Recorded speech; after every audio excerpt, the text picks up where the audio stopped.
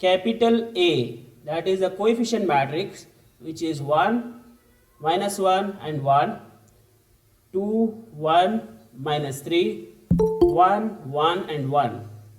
And then we have to take a variable column matrix, that is x, y, z. These are the variables here. Then we have to take a constant matrix 4, 0, 2. Now in the matrix notation I have A into x is equal to B. That implies if you want to find the x, you need to do A inverse into B. So our concept is to find the inverse. For that, first I will take a determinant of A. So here plus, minus, plus, you know how to do the determinant. So using first element 1 into, I have 1 minus of minus plus 3. Then the second minus of minus plus 1 into 2 minus of minus plus 3, and then 1 into 2 minus 1. I hope it is clear to you all. So what is the first one here? 4 plus 5 plus 1. So altogether the determinant is 10.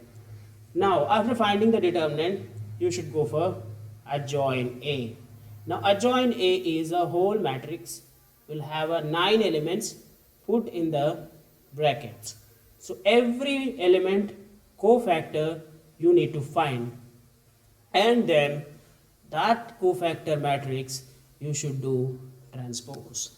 Now the first 3 elements we can easily find from the determinant. Those are 4, 5 and 1. Very important point, after taking these brackets, that we have to put the signs positive, negative, alternative signs. Okay, so what about the second row first element? I'll close the row and column. I got minus 1 and minus 1.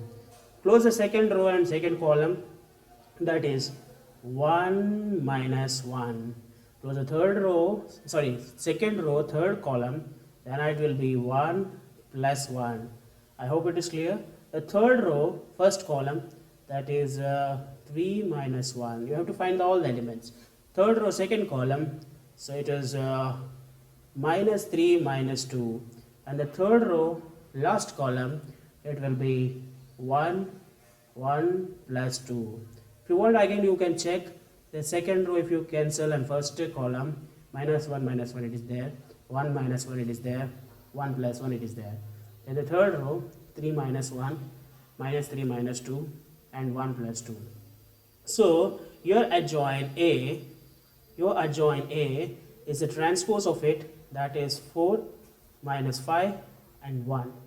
This is minus 2 minus outside 2, 0 and minus 2.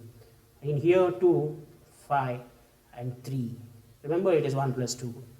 Okay, so this is all about the adjoin A.